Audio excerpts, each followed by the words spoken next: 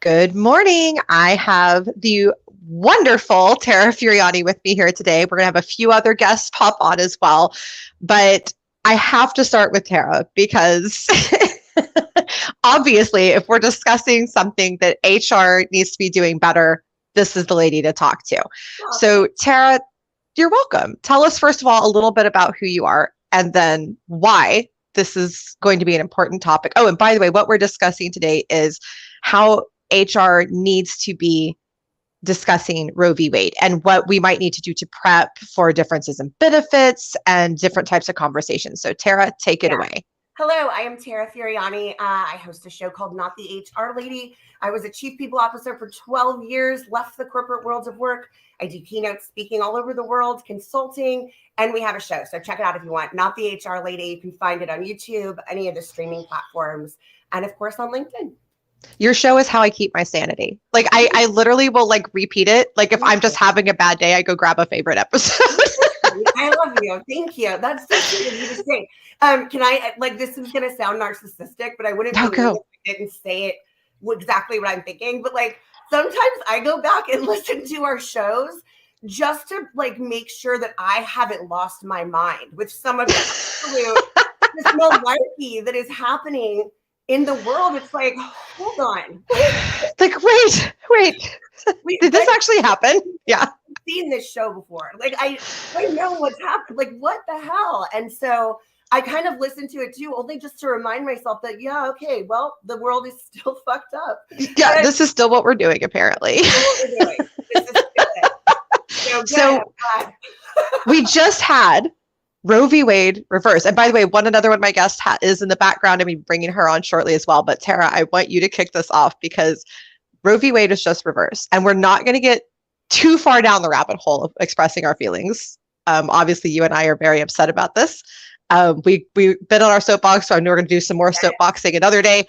But today we're talking about the resources for our HR folks. So what do you think is coming down the pipeline for HR? So this is just yet another thing that is going to be, kind of thrust upon HR and unprecedented times, unprecedented stuff.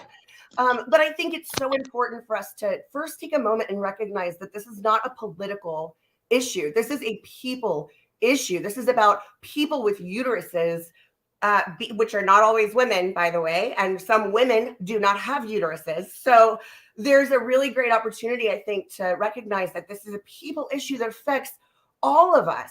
And our bodies are being regulated in ways that people without uteruses, typically those who identify as men, are not being regulated in the same way. Why should the state have control over my body? And so I guess we should start out by saying abortion wasn't made illegal in the US. Abortion was been told by the federal government that no longer we are not constitutionally protected related to abortion.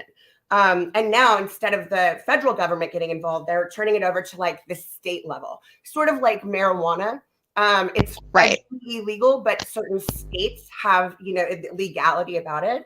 So it's similar and it's a horrible comparison, right? But it's the easiest one for people to understand what this actually means.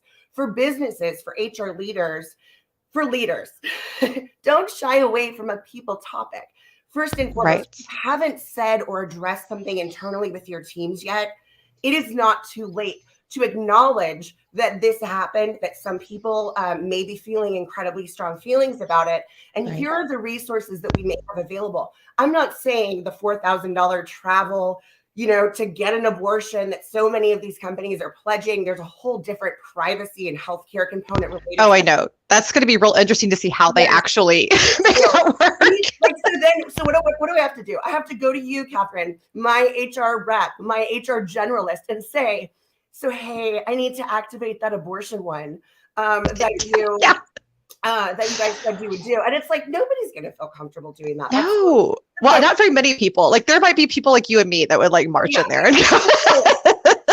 I got pregnant, and unfortunately, it's not a time in my life when I'm, comfortable doing that. Or it doesn't even have to be that. It could be that oh my goodness, I'm miscarrying. And I don't want to have to go through a legal battle to get the DNC that I need in the state of Texas. And I do want to hit on that very briefly, is please understand, folks, that this is not just people who don't want to be pregnant. So this affects a lot of people on your staff. So it can be medical issues like I've talked about before with you. And it's, so it can be needing the DNC. It can be a life-saving procedure. It can be this type of thing. So understand that there are medical implications too. And I want to dive into that. I'm going to also bring on our other guest that's popped on here. We have Miss Ashley joining us. Hello. Hello. I know we gotta kind of all adjust, get back in there. So because I want to ask your opinion on this too. So Ashley, tell us just a quick little bit about yourself. Yep. So I'm an employment lawyer, HR leader, like Tara, been in corporate America as a general counsel, head of HR, have my own company now. And so I work to help to create scalable tools. But my whole North Star in my professional world is helping companies, employees work better together, which starts with communication and saying something. Right. And I love that you said that. That was great wording. You've got that speech down. It's like you do this a lot or something. I was like, oh, wait, I hope this is being recorded. Let me write that down a little bit. Yeah, you did. It is. And by the way, so I will make sure that you get that so you can get your excellent intro there. So, I mean, you know employment law backwards and forwards, obviously. So what are some of the legal implications? Let's start with some of the things that have already been pledged. So these companies that are saying we're going to have these extra benefits to compensate for Roe v. Wade no longer being in effect. What are some of the legal implications here for companies? It's great. And like Tara's point, I mean, some of the legal starting from the outset are when this happens in practice, because you put a policy out there and like many employment policies, the real work starts behind it, both from the people perspective and the legal perspective, because what you don't want is to have a situation where you've pledged to employees and oftentimes their first line is, we support you. Well, it can feel really unsupportive and make people feel legally like they're not treated right if they, go to their manager and they're like, I don't know who to talk to. Their manager disagrees with the policy. Everyone's gossiping in the workplace. All of a sudden the employee thinks they have privacy issues. So question is, what are employee privacy issues? And that varies. People will say HIPAA. People often say HIPAA in the workplace, and it very rarely applies. So that's a hill I will die on. That like oftentimes people say it, but the feelings behind that about I have private information or the company's having this stance, I'm not treated right. People can have a great legal claim or a no legal claim, but the way someone is treated makes them want to pursue some sort of legal action or go to Glassdoor or LinkedIn or wherever. And so ensuring that everyone involved in that conversation or even potentially involved can have legal implications. What you're also going to see is legal challenges to this because you have these laws about aiding and abetting abortion. How is that going to work when these companies have come out there and said, we're going to do this, we're going to help you, and people are saying aiding and abetting. And I won't get into the legalities of it, but where ERISA, so ERISA is the federal statute that governs benefits. And so when a benefit is an ERISA benefit, and there's all sorts of nuances behind that nobody wants to get into, but some of the challenges people will say, oh, does the federal employee benefits law trump this state law? And so that you're going to see a lot of legal challenges even to these policies. The third place where I think you'll see this is in, for example, like religious accommodation for someone that's a line manager. Right. Or someone that's in benefits that says, I'm not going to process these reimbursements because I don't believe in that in my religion. And so companies really have to be thinking around it, how they're going to attack this. What I say, and I've said to people is, my guess is Dick's Sporting Goods, Patagonia, Disney, I do not represent any of them. But my guess is they're all willing to take this stance, knowing full and well that there's going to be litigation that follows. They're going to take it notwithstanding. Right. I love that. And I love that you brought that up. So Tara is because I know you only have a few more minutes with us. So kind of tying into that. So when you're presenting this to your people and you know that there's all these legalities behind it, how do you bring that up in a way that's sensitive to them, but that also keeps you safe and be reasonable? So I think at this point, there's so much opportunity for us to get things wrong. But there's equally enough opportunity to at least acknowledge that this is a thing. And almost every organization has an EAP or some kind of mental wellness benefits. EAPs are largely available for the entire employee populace, whether they contribute to health insurance benefits. That's usually something offered company-wide. And there's so many great resources, I think, that people sometimes just want to talk it out. I know even you and I, Katherine, just back and forth on messaging, You know, sometimes you just need to say it out loud to somebody and understand sort of where you're at, maybe why you're going through this. Companies have resources already available that can really help ease people's minds, give them, you know, tools, give them a room to breathe, give them a space to vent, where we're not jumping into any kind of privacy or any kind of actual healthcare. Let me share with you my, you know, my whole life so that then you can fly me to wherever, to do whatever. I mean, there's so many things to think about. And I think take a moment, acknowledge that this has happened, acknowledge that this affects so many of us, all of us really, and that it's not just women. So I think language is important here in your company messaging. This is a people issue. This is not a political one. So all of my old school, you know, and you probably don't know who you are because you don't like that terminology, but like all the folks who immediately jumped to, I need to call my lawyer immediately. Yes, if you're going to roll something out like Dix did, I would suggest talking to counsel. I would suggest reaching out to Ashley or somebody. Yes, please do. But to just simply acknowledge that this event happened that affects so many of us, and that we have at least a base level of resources available, and hopefully we do, and what that looks like, and that we do understand that you may need to take some time, take it. Just having that open dialogue at the jump, close enough to the event. It's like feedback, right? It needs to be timely. So if you haven't done it yet, it's only Wednesday. It happened last Friday. They'll still give you some grace, but it needs to happen now, that it at least happened and you acknowledge that, and that maybe there are some resources and benefits that we can provide. 100%. That's just a great starting off point, I think. And the last thing that I want to ask you, Miss Tara, before you leave us, because I have to know. Oh, and real quick, Ashley, what's your response to the lady or the person who says, I can't process this request because it's against my religion? Look, I mean, it's like anything, there's risk. There's a sliding scale of risk and where companies want to land. I can say, if you tell someone that and say, well, you're going to be fired if you don't process this, then they're probably going to have a lawyer and you're going to set up for a claim. How that gets decided may depend where you live, how the judges in your location apply that federal, state, and or local law. But some companies, I'll say to the companies, where do you want to land on this? If you want to take that decision will bring on risk and likely litigation. But what can you say to them? But also the question of, okay, if that's going to be the case, you're probably not going to want that experience for that employee or for the others that are going to be having that on. So if there are allies or those that are in support that say, I want to work to process and have those individuals, then that's probably a reasonable accommodation that can be met, spread that as much as possible. But also, I often you'll hear me say, I always put legalities aside at times to say the human response of what's that going to look like. And so if you have someone that volunteered for that. Right. 100%. I'm going to dive into that a little bit more with you. So final thoughts from Tara before I know she has to go is, so when you're thinking about the human side of this person who has to process these requests, and first of all, I want to acknowledge that I love the freedom of religion. I 100% support it. I support all the different religions. I think it's a beautiful thing that we have that freedom. What would your response as a former, chief people person, chief people officer be to that person? And what would, kind of on the more human side, how would you handle that? God, I don't know. That's a tough question. I hadn't even considered that. You put me on the spot. I did. Not in a bad way. I don't mind it. I hadn't really considered, how I would approach that. I think that, to Ashley's point, obviously, gently, delicately, because, it's swath of legal folks coming in to sue us because we made a wrongful termination.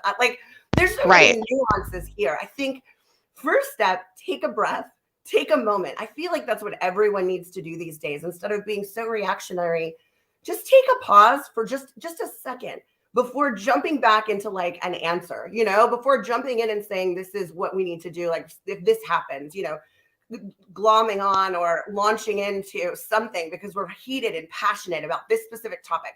I think I would caution all of us we're fired up, so recognize that when we are talking and making decisions. I think, ultimately this is going to be something that's hotly debated and contested, and certainly there will come up with instances where this, religious beliefs from who are processing these claims may come into play. I think, if I'm taking a quick stab at it, it's like I'd want to really just understand, exactly, and have clearly fleshed out policies and processes. If we're going to do anything in the space of aiding and abetting or enhancing benefits or paying for travel or whatever it is, really have dialed down policies and processes where our legal application of those things is consistent and fair across the board. And if we have somebody on the team who disagrees with those policies and those practices,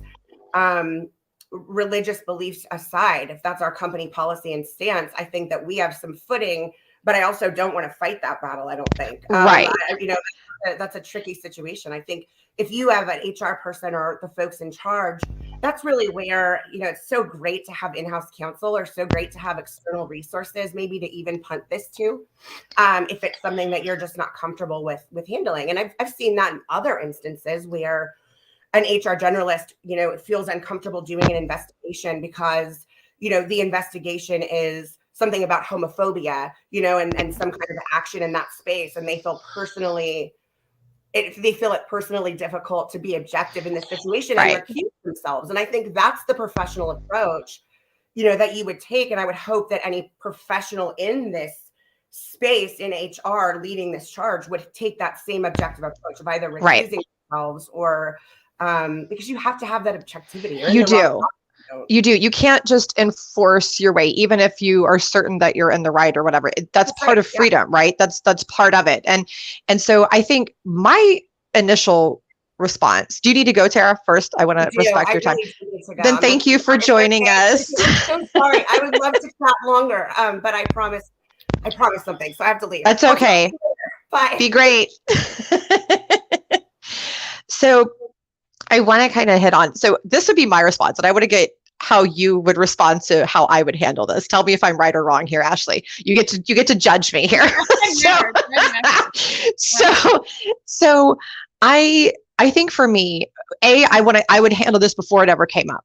I would sit down with my people who process the benefits and all of that, and anybody who would even remotely touch this, and say, okay, are you comfortable? You don't have to tell me why or why not. Are you comfortable handling this? If not, to your point, we need to make an accommodation.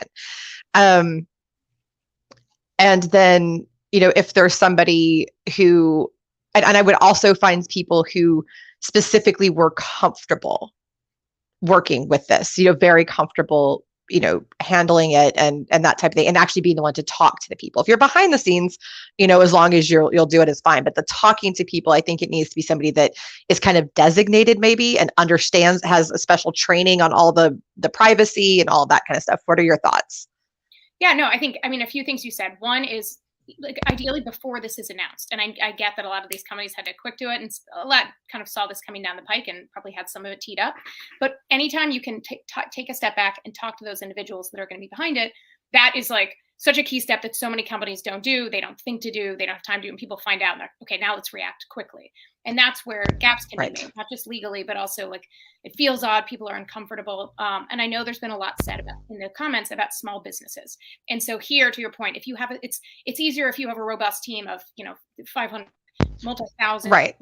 It's harder when you have a small team and you're like, this is my person, I need you to do it, and you have to think of solutions. But to your point of saying individually, come to me. I don't need you to raise your hand in this meeting, but I'm saying this is a benefit our company has stood behind because this is important to us overall. That being said, we understand you may feel differently. And so we want to ensure that those individuals, we want it to be comfortable for them. We want it to be comfortable for you. So even those that are having these conversations, we want to train you robustly in all sorts of role plays of things that can so that things are treated with care.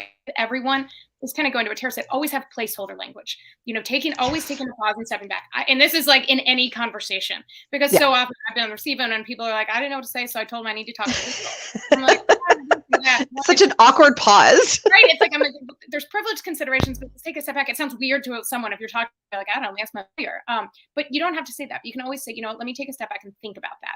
In training anyone involved in the process, think about that. Because also you want, if someone's going through this and needing to elect this benefit, whether it's the travel reimbursement or even like some I've seen like the bond for protests or things like that, you want them talking to as few people as possible. It's just like if you're doing an investigation. Right. You don't want someone repeating their story, like, oh, okay, oh, that's what you need. Well, look, you need to go tell that person. So training everyone with care. Yes. And there's a lot of people on the back end that aren't even going to know. Like, if there's a reambrsment, there does not need to be a flag, ideally, for like, this is the reason for it. It can be right. so, Right. And I want to hit on something that you kind of touched on there, is that, have one person. Do not, first of all, companies do this anyway. Stop bouncing people around. It's ridiculous.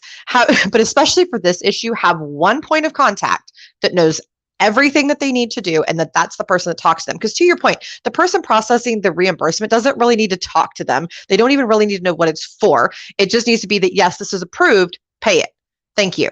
And I think that's going to be an important aspect too, is that, when these things process through the company, the whole company doesn't need to know that this person had this benefit or utilized this benefit. So it needs to be coded or processed, or however you want to say it, in a way so that still maintains their privacy. And I think that's going to be a big, big issue for a lot of companies. For the little guys, where you have uno person, like a lot of my clients, I like to work with little companies. So where you have one or two people, this is going to get really interesting, especially if everybody's on one side or the other. yeah, it's going to get tough.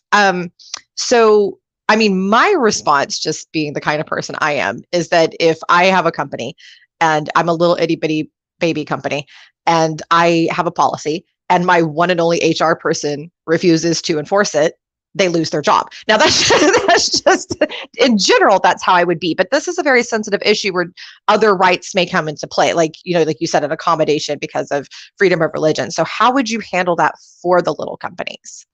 No, it's such a great point. And the tough part for little companies, also, a lot of them may say, our P&L does not support a $4,000 expense. Our people are making the bare minimum. We're doing what we can. Right. We can't afford this expense. So for them, it can also often be challenging to answer to employees why you may not be offering this benefit. But in that situation where you have a lean team, if you talk to that person, you're like, okay, in asking that, it's often what can be happen, and this is, an interactive dialogue, is to say, okay, we're offering this benefit. We're trying to figure out the right way. Do you have any ideas how we can do it, knowing that you're the team of one, and get their thoughts on that? They may disagree, may not. Then the questions are, okay, is there anyone else in the business that will volunteer to help this? Because if your company's offering it, obviously, right. Somebody, and while it's not a best practice for the CEO to be taking these inquiries from employees, thinking through is there anybody else that can handle this? Right. If you're small enough, you're probably not going to have that many people doing it. So and that's kind of the gap to get through before saying to that person, like, you're gonna have to lose your job. And so at least going through those right. situations in the thought process to find, and that's why it's a reasonable accommodation. So. And to be clear, I would normally, if it was just a run-of-the-mill policy, that would be my response. Right. For this, it would not be my response, because people are going to have very strong feelings about this. And I do think that, so my guess, just knowing how the small business world works, is that very soon there will be services where you can outsource this as well. Maybe use one of those. Yeah, I guarantee you. 100%.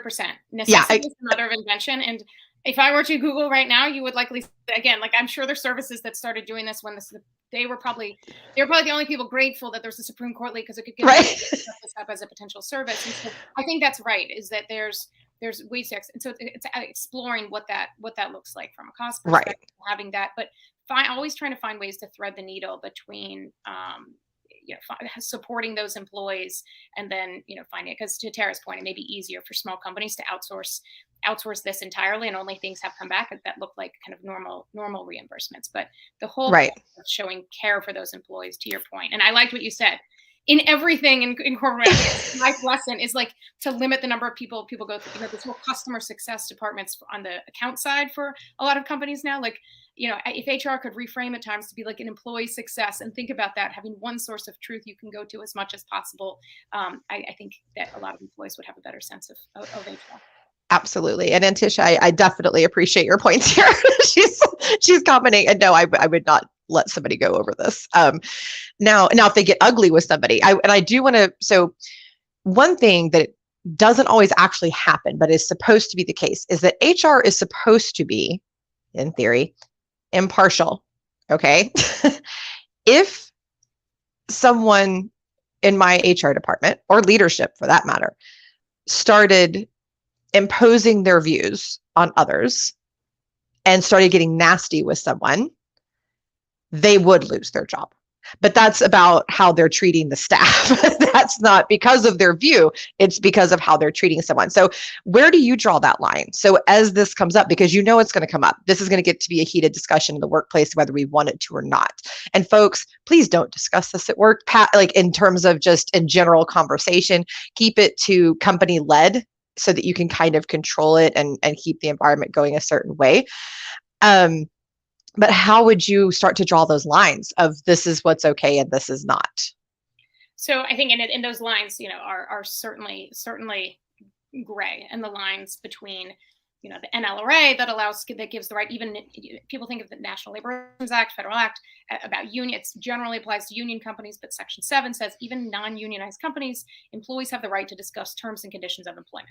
So I will also predict with a pretty clear crystal ball that some of this will get brought up in that context. And so what I'd say at the outset, and this is seen around the corner when these policies are enacted, is to ensure that one thing managers, especially like a store manager, people in locations, are cascading to their teams is a directive to say and recognize you may have very different opinions on this. We expect that. That's right. That's normal. People, right? But what would not be appropriate is to give very specific examples rather than the generalities, to say, if someone's absent, to speculate, oh, I wonder if they're traveling out of state. Like, I saw somebody at the airport. So the managers are trained to shut that down and proactively say to the teams, and always, some of the magic words I like to say is like, as you can imagine. And so like, as you can imagine, if you're going through any sort of situation, and whether you agree with the person is doing or not, you don't want people to speculate. So it would not be appropriate to joke, speculate, because that's often where things can come up. So I'd say things like that are not appropriate because we've chosen to give this benefit. We want to support people. So just as we're not going to, we wouldn't tolerate jokes about you if you're out on a sick day, like it's not appropriate to speculate for someone's absence. And that's important. Right. Make sure that the line managers that are there that may not have all that HR training, get that message and think about that. And so, but yeah, the others is espousing views or things like that. It is important. It's really important from the leadership below. And I'm sure people have been on so many calls, and especially it's like a group Zoom call. People are tentative and they're like, I don't know how everybody feels about it. I feel pretty passionately about it. It's a dance between like wanting to get real emotions out there. And so I think it's important to say we've taken this stance. And again, some companies, notwithstanding, their leaders feel so passionately about it, they will take on any liability they care. And that's their business. And that's their business. It is. It's totally, because there's nothing. There's nothing any lawyer can say or any HR person can say to find that perfect needle between no liability and making everybody happy. It's not. And so you have to choose where you're going to stand as a company and that. Absolutely. And we had a great question here that I love. It was, if we offer the benefit, can the amount be less than 4K? Oh my God, yes. So first of all, you're not required to offer this. I think it's beautiful if you do. I strongly encourage you to. And Tom, if you decide to, please feel free to reach out to me for a couple things. I will start sending people your way because I love that you're doing that. And then also, if you have any legality questions, you can reach out to myself or to Ashley. Ashley's even better than me at this, but you can feel free to reach out to either of us. And I know we'd be glad to help you. But yes, so this is a benefit where you can, it's just like with anything else, you can decide your contributions, because 4,000 is a lot. And if you're not a mega company with just billions of dollars at your disposal, the 4,000 is a lot of money. So you can pitch in a few hundred. You can say, we'll give you a gas card. You can say, well, we'll give you X percentage, bring us, I don't know. You don't really want to bring a receipt for that. That's weird. But there's different ways that you can work a reimbursement. You're trying not to laugh at me right now for having that idea. I know. It's okay. So I was thinking through like the tax consequences, and sometimes you have to have receipts. Again, I'm not a tax expert, so please. Right, but it is true. Sometimes you have to have the receipt. So I'm like, maybe you could black out what it's for. Like you could put a marker on it and black it out. Maybe you could just see that it's from a medical facility, and they could black out what the actual service was, that kind of thing. So there's all different kinds of kind of jobs or kind of options out there. What are some other ways that people can offer this benefit aside from just reimbursement? What are some other options that they can do? Yeah, and to the question, I have no idea where the 4,000 came from. Like, sometimes there's like this. So that was, I think that was to my understanding, that was the estimated cost to have to flee the state, get the procedure, have a place to stay, get the procedure, and come back. I think that's where that came. That's what my understanding is. Makes sense. I think, and it's like anything. Like, it's like if there's like a line in the sand, and people are like, okay, $4,000. Like, okay, cool. Yeah. And so I think. Yeah, I think that's it. I mean, some of it is like thinking about time off. So, in situations, there's PTO. And so whether, you want to have a PTO bank, I saw somewhere people are like, we're coding this as bereavement leave. Again, like that's okay. Like, right. I think it's, again, the coding aspect gets a lot into thinking about privacy. I think, you are seeing, like I said, the questions of reimbursing. A lot of times you're seeing the employee and a caregiver. I do think that's important. So if you're going to, yes, it can be hard because feeling alone in that situation, anyone that's gone through that will say the feeling of loneliness in that situation can do it. So having that caregiver really sends that signal. So I think the point is thinking through anything is what's that signal going to send? And if you do have, right, which I understand, like totally agree, like P&Ls for small businesses are not like, like these large companies, and their margins may not be as big. And so, I think I don't know that I've heard of that many alternatives. Like, a lot of companies may choose not to do. I think it was Patagonia that said they will reimburse for like bond for protest. Like, okay, so right, that's not what we're going to do. We're going to do something else. But so I do think a lot of researching quickly, you can see lists of like companies and what they're offering, and sitting down with your finance team, with your HR, with your tax, with your professionals, and looking through what can we provide, and what's this going to look like? Because realistically, like, I mean, not everybody's going to have that money. Not everybody's going to have the ability to handle all this specific processing that it's going to need. And another thing I thought of is just sitting here is you could just do like gas card and hotel, and then like hotel reimbursement if that's what you can afford, because what you're really trying to compensate for is the fact that they have to go away to do it, not so much the actual procedure, but the cost to leave and then come back. So you could reimburse the travel, up to a certain dollar amount. You can even cap that. Like, okay, you can't get yourself a first class airline ticket. Right? Like you could cap it, and then have the hotel. But there, even so, please be careful with your laws, because some of the states do have the aiding and abetting. Yeah. So I don't know how that's going to play. And so some businesses may say, okay, we're going to give this spot bonus to everyone. Use it across the board for everyone. And that can, thread the needle between the person that's like, I want my $4,000. I'm a man. I'm not. And so that can, while most businesses right now may not be in the position to give that level of bonus, giving something across the board can help. Also, I saw an interesting point on Twitter this morning of someone that said, rather than companies trying to do this and are inviting so many privacy challenges, reimbursements, all of that, give money instead as a company to organizations that know what they're doing. Yes. So that is one alternative. That's a good idea. Which I thought was interesting, and I those organizations, I don't know if you were to go to those and be like, I want reimbursement assistance for those, but right, the more money those organizations get. So if your company can't afford to give these sizable things, or doesn't want to get into the back and forth of these reimbursements at this time, that is an option I saw, and I think that point of like those organizations that know what they're doing can thread the needle, but to be telling people we're giving it to this is an organization that can help you. And in addition, we have our EAP, which I totally agree with Tara. Yes, every employee and their dependents are eligible for that, and it gives oftentimes phone and in-person sessions, for free, that the company's paying that, which is important. Yes. If I were to say anything, if a company said we can't do very much, then my recommendation would EAP. Donate to one of those organizations and tell employees about the AP and explain to them, we are giving money to this organization because they know what work they're doing, and we don't want to unintentionally make our employees feel uncomfortable by having them apply for reimbursement. Right. This organization, and we're helping to fund that. Right. And I love that. That's actually a good suggestion too about the other organizations, kind of tying back into outsource. if you don't want to outsource it. It takes it out of that. And then employees may be like, okay, again, and it's showing, it's not that we don't care. It's that we see this can make the whole experience, right. You can take that time off. So I want to hit on the male factor here. So two things.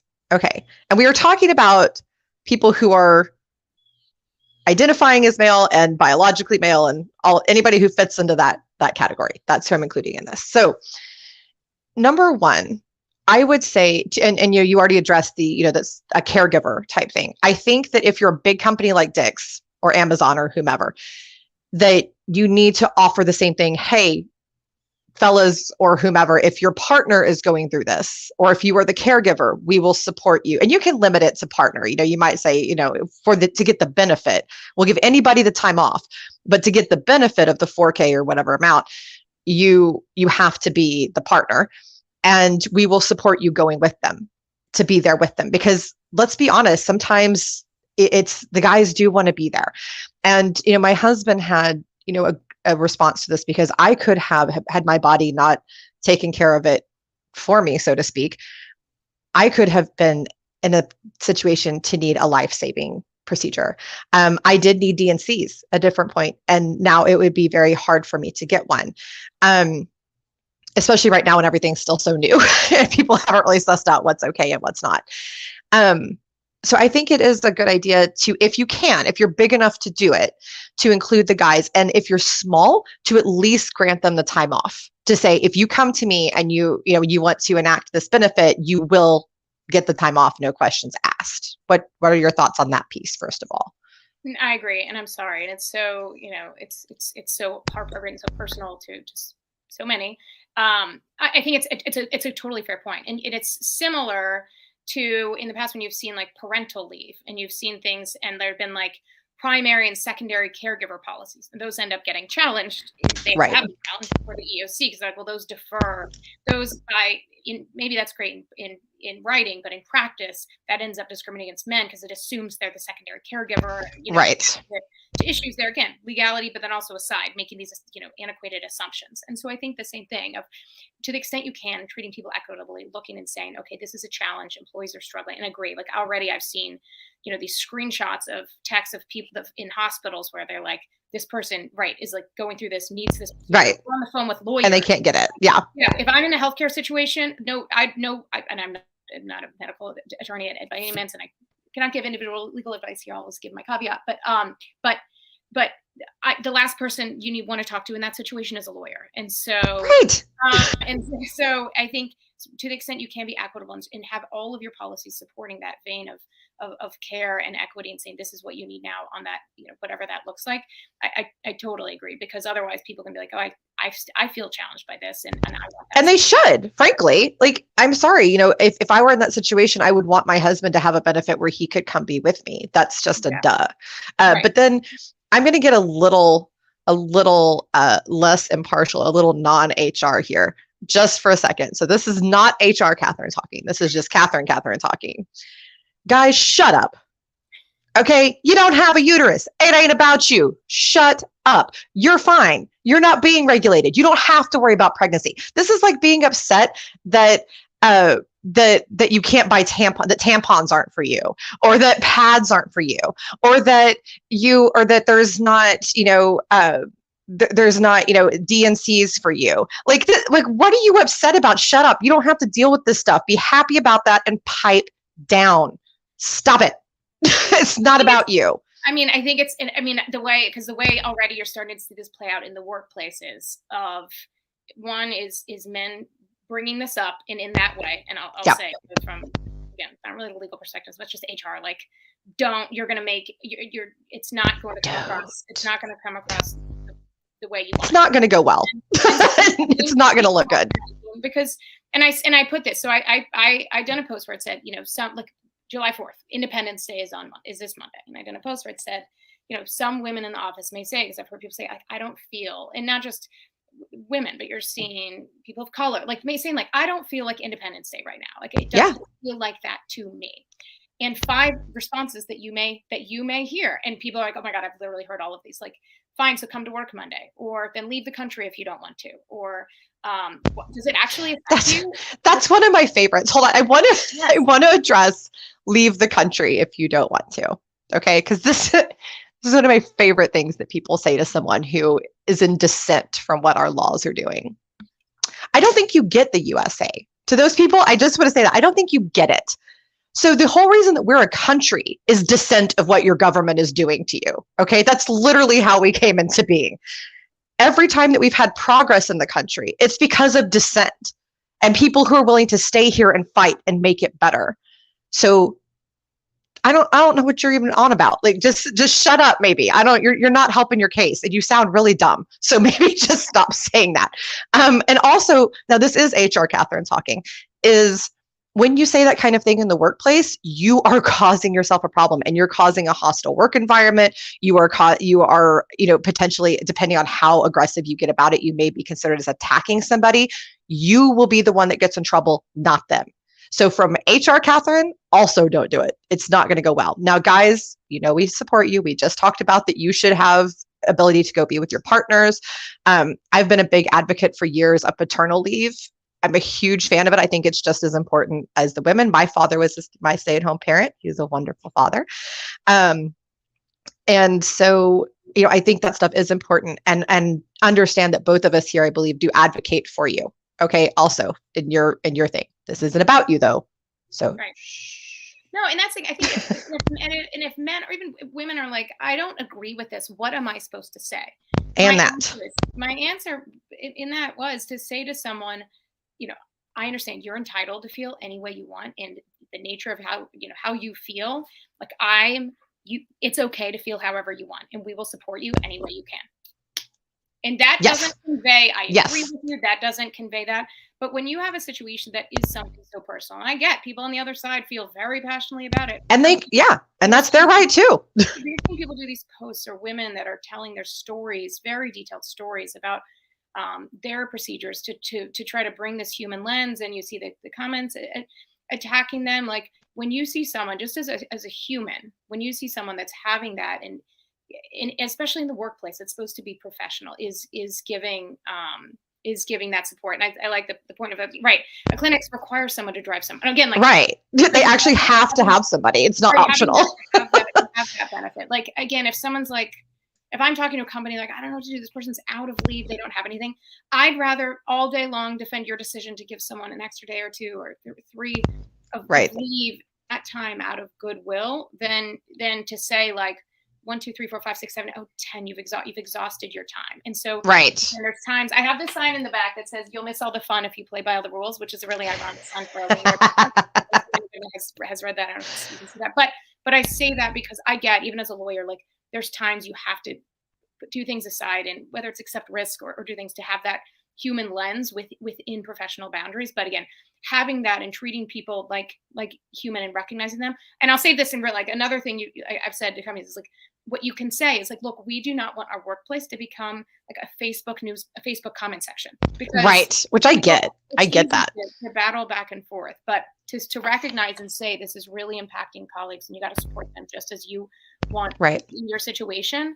I just think that human lens needs to be reiterated. So keep the human lens. And I do want to say, so kind of, because we talked a lot about the people that may want to use this benefit or that are sad about Roe v. Wade, for the people that are happy about it. And I think that, which I get, and people think that a lot of times people that support, Roe v. Wade or that type of legislation, that they don't get the other side. And I do. I spent the majority of my young life on that side of the fence. So I get it. As somebody who's had 5 miscarriages, I get not grasping the concept of someone wanting to do that. Now, most people, I think just about everybody grasps the medical stuff and, like, the kind of extreme stuff as well. But a lot of people don't grasp that. And so I want to say that I first of all, I understand your side. I disagree with it, but I understand. But please understand that there is another side. So again, when you're making policy, and if you don't want to have a policy about this, I don't think that's very smart, but I will tell you that is definitely your right. You do not have to have a policy about this. You do need to still have benefits for those that are not doing well. You, just like they shouldn't enforce their beliefs on you, you shouldn't enforce your beliefs on them. And so give space to both sides. I also have seen some people that feel very attacked by the fact that people are not happy about this and are taking to the streets and are so upset about it. And they're very worried and they feel very stressed too. So so understand there is actually stress on both sides still. So those EAPs and the mental health resources, and a cheap option if you're a small company, there are low cost options for therapy. There is text therapy, there is teletherapy, and all that's way less expensive. And that's a great benefit that you can offer your people. But keeping the conversation neutral in terms of on the company side, just keep it very plateaued and understand both sides. It's hard. This is a hard issue.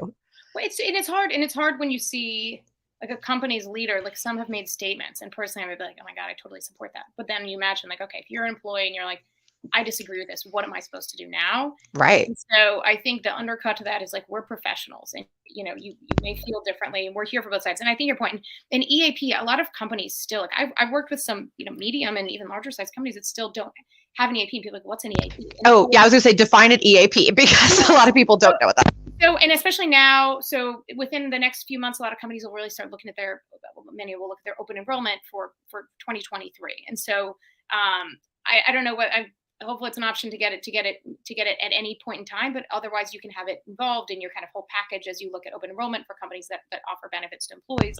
But even aside, is talking to your program, be like, what's an AP? Because often the cost is very low. So employee assistance program is a program that offers different support to employees. What that can be is mental health support. It can actually be counseling sessions, and it can be a phone call that can help with. Some will have some kind of legal assistance as part of that. But in talking about it here, it is a resource. So if I'm not involved in health benefits, I get it for free. And so I call, you give me my number, and I call them, and I'm like, I'm struggling. I don't know what to do, but I just can't focus on work. Okay, let's set up a package, 8 telehealth sessions, and you can craft it however it looks like. And those are no cost to the employee under this EAP. That's how they're generally done. And maybe there's some that have some sort of component, but then you can have extra costs. But EAPs can cost us one person. They're super cheap. Yeah, they're super cheap. You can save this child's life for the cup of coffee a day, or it's like that. You can save your employees for the cost of one cup of coffee.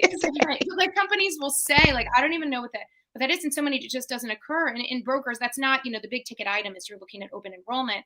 But if you can offer, and then it's exploring it with your broker, because what that truly can mean is your employees can get free counseling. Your employees, they're covered dependents, the people live with them, the under 26, a spouse. You can cover everything, eating disorders. I mean, all of these things that people often struggle with and do not get help due to stigma, due to cost. The EAP is a confidential line. So it's run, every EAP I've ever interacted with is a complete third party. And so, while a company may get reporting to say, this is how many, have utilized it, it's not, I've never seen data. And again, this is just what I've seen. Never seen data broken down to be like, Ashley called the EAP and had this issue, because that's right. Yeah, that's not really a thing. No. So the stigma aspect of it is it's a third party number, so you can do away with those fears that I hope people don't have, but I know they do, about reaching out and getting that help. So it's separate from your company. And then the cost aspect, it's often free to you, and it can, like I said, it can have telehealth. At times, it can have in-person counseling. They can help you find providers that have appointments. And so, an EAP is such a resource that not enough companies have, especially small. And so that is a way you can help. So it's both having it and then explaining it to employees. And I always say, best practice is for the CEO to use the EAP and say, I use the EAP. Yes. And it's so easy. Like, even if you just do it briefly, that way you can say, this is really something that's valuable. Yeah. I've had, as I think about these things, I wanted to see what that experience was like. And this is what it was like. And that's, I've heard people call it like a leadership shadow. That can cast a shadow that makes other people feel more comfortable. And that kind of message can make the difference. Somebody on your team or someone in their family picking up the phone and being like, okay, at least I feel better about things. And so that's why I think having that EAP can be helpful. I do need to go in 1 minute. Yeah, same. Yeah. So I want to wrap everything up and just say, first of all, thank you so much. I'll do the conclusion myself, so you can go ahead and run. But thank you so very much for joining me today, Ashley. You gave invaluable information that I think will help all of the HR folks and the leaders that have been watching. So thank you. And if you want to reach out to Ashley for additional professional help, tell them where to find you real quick. So I'm in LinkedIn. I'm Ashley Hurd, Manager Method. So from legal advice, please don't send me any confidential information. You can reach out, I can do a conflict check and see if we can ever have a relationship. Again, I hate legal disclaimers, but there we are. But I also do HR consulting, but my website is managermethod.com. So feel free to check me out. But thank you, Katherine, for doing this. Thank you so much, Ashley. I'll talk to you again soon. So in conclusion, this is a very tough topic. This is a very tough time to be a company owner, an HR leader, a manager. There's so many different feelings and so many different things going on. So go back if you didn't catch the whole program and watch all the different advice. We kind of walked through the legalities, the different benefit options, the emotional aspect. And it is a good idea. By the way, this is a personal recommendation of mine. If you have the funds to do it, offer the text or the telehealth for your employees right now. All of them, all of the humans, not just the women's, all of the humans. And I will say this, I firmly believe, and this is not just based on my personal opinion, this is just based off of watching history, that if you're not addressing this, it will go badly for you when it comes to hiring and employee retention. You need to be addressing this in some way, even if it's very, very mild, just like with the telehealth options or an EAP, that type of thing. Not addressing it at all is going to look bad. Okay. So make sure, and if you want some more suggestions for how to do that, please reach out to me. Even if you're very much on the conservative side of things, but you just want to make sure that you're taking care of your employees and handling their emotional and mental needs, please feel free to reach out to me there too. I'm here to help everybody on all sides. Please join me. So I'm very excited. So tomorrow night, I'm going to have several wonderful guests. Tara Furiani is even going to come back and join me yet again. We're going to have a few others hopping on that I'm very excited about. We're going to be discussing gender constitutional equality, why we don't have it, why we need it, which should be very obvious, and how we're going to finally get it. So I mean, I'm sorry, like, I don't care where you fall. This is not this is not going to be a Roe v. Wade discussion. This is about equality under the Constitution. And sorry, but us ladies deserve it too. So join us tomorrow night, 5 p.m. Eastern Standard Time. I'm going to have several wonderful guests. Same channel. You can find us here. Thank you very much, everyone. If you need anything, please reach out to us. Have a great day.